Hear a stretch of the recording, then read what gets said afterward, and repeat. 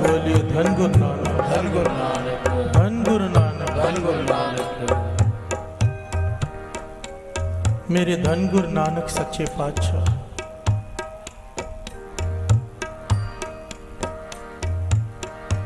उनके पास आज एक संत मंडली आई, नाम जपने वाले, कमाई वाले महापुरुष। कई महापुरुष इकट्ठे होकर गुरु नानक पातशाह के पास आए और आकर कहा, आदेश, निरंकार को आदेश।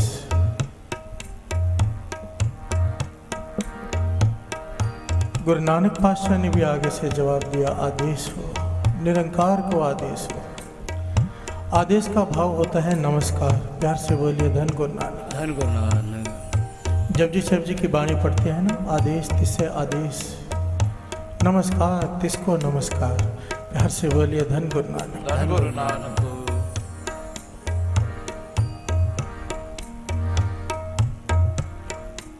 संत मंडली कहने लगी, पातशाह हमारे कुछ सवाल हैं, हमारे मन में कुछ सवाल हैं जिनका जवाब अब तक नहीं मिल पाया। आप कृपा करके हमारे मन के शंके निवृत्त करो। गुरु नानक पातशाह कहने लगे, पूछो संतो, जो मन में आए पूछो। तो साथ संगत जी, संतों ने बड़े ही कमाल के सवाल पूछे और गुरु नानक पातशाह ने जो जवाब दिए, हमारे सबके शंके हल होते हैं। प्यार से बोलिए धन गुरु नानक, धन गुरु नानक।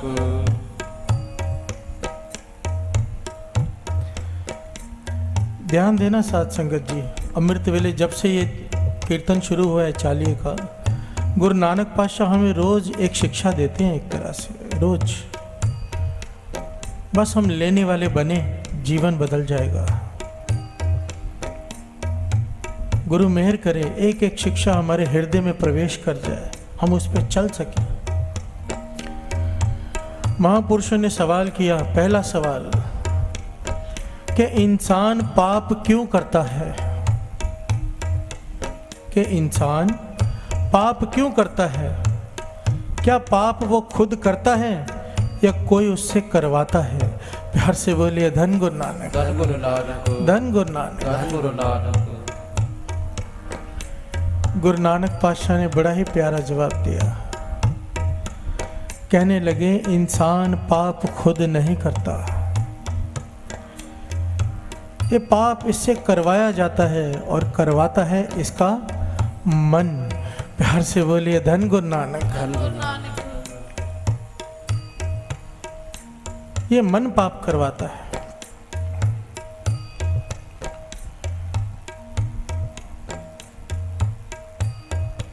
ये मन कहता है, गुरु नानक पातशाह समझा रहे हैं ये बात।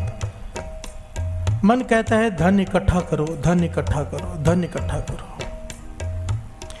अपने परिवार के मोह में पड़कर इंसान धन इकट्ठा करता है। ये बात गुरु नानक पातशाह समझा रहे हैं। उससे जायदाद बनाता है, उससे तिजोरियां भरता है, इतना इकट्ठा कर लेता है कि उतना खर्च भी नहीं कर सकता। प्यार से बोलिए धन गुरु नानक, धन गुरु नानक। और एक दिन खाक हो जाता है, मिट्टी में मिट्टी मिल जाता है शरीर। अब यह धन गुरु नानक पातशाह समझा रहे हैं, जब इसका शरीर मिट्टी हो जाता है, इसकी आत्मा धर्मराज के पास पहुंचती है, तब कोई भी घर गृहस्थी का आदमी जिसके लिए इसने पाप कर करके धन इकट्ठा किया, कोई सहायक नहीं होता। प्यार से बोलिए धन गुरु नानक, धन गुरु नानक। और ये धन दूसरों के काम आता है, उसके काम बिल्कुल नहीं आता। धर्मराज पूछता है कि भाई तूने पाप कर करके धन कमाया, इकट्ठा किया, तेरे तो काम आया नहीं, पर ये पाप का बोझ तुझे खुद भुगतना पड़ेगा। प्यार से बोलिए धन गुरु नानक, धन गुरु नानक। अब इसे सजा दी जाती है। क्या सजा?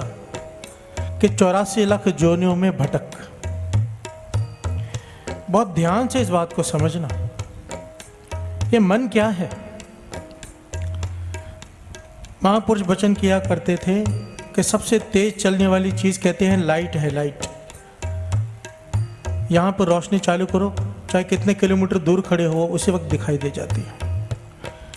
सूरज की रोशनी को भी धरती पर पहुंचने में 7 मिनट तकरीबन लग जाते हैं। इतनी तेज गति होते हुए भी सूरज की रोशनी को पहुंचने में धरती पे 7 मिनट लग जाते हैं, पर मन अभी यहाँ, अभी सूरज पे। प्यार से बोलिए धन गुरु नानक। धन गुरु नानक। सबसे तेज गति अगर किसी चीज की है तो वो है मन, चंचल। बाबा अनंत सिंह जी महाराज के वचन, इस मन को अगर नाम जपने में नहीं लगाया, बाबा अनंत सिंह जी महाराज समझाते थे कि ये मन गधा है, कहते थे हम सब गधे हैं। बाबा अनंत सिंह जी महाराज के वचन, गधे पे वजन रखा है तो गधा चलता है, अगर वजन हटा दो तो गधा रुक जाता है गधा। प्यार से बोलिए धन गुरु नानक। धन गुरु नानक। कहते थे इस गधे पे बोझ डाल के रखो, नित्य नेम का, अमृत वेले का, ये चालिये का। प्यार से बोलिए धन गुरु नानक। धन गुरु नानक। किसी ना किसी बंधन से में डाल के इस मन पे बोझ डाल के रखो, ये सीधा चलेगा, काम करेगा। अगर बोझ हटा दिया तो ये केवल और केवल पाप करेगा। प्यार से बोलिए धन गुरु नानक। धन गुरु नानक। धन गुरु नानक। धन गुरु नानक। गुरु नानक पातशाह समझा रहे हैं कि इसके पीछे है मन। अगर भोजन ना खाएं शरीर कमजोर हो जाएगा, अगर नाम नहीं जपे मन कमजोर हो जाएगा, और जिसका मन कमजोर हो जाएगा उस पर मोह हावी हो जाएगा, और मोह के चक्कर में आके ये इंसान पाप करता है। गुरु नानक पातशाह कहने लगे 84 लाख जोनियों में भटकने के लिए छोड़ दिया जाता है उसे।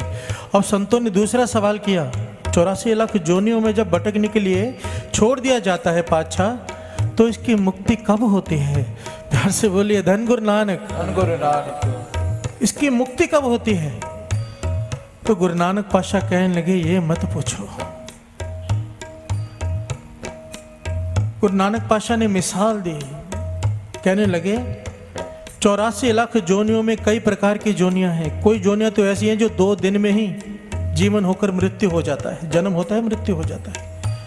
कई जोनियां ऐसी हैं, गुरु नानक पातशाह कहते हैं जैसे पत्थर की जोनी। गुरु नानक पातशाह कहने लगे कुछ पत्थर ऐसे होते हैं, ऐसी जोनियां हैं उनकी कि जब तक धरती में परलो नहीं आ जाती, युग नहीं पलट जाते, तब तक उसकी मुक्ति ही नहीं होती। प्यार से बोलिए धन गुरु नानक।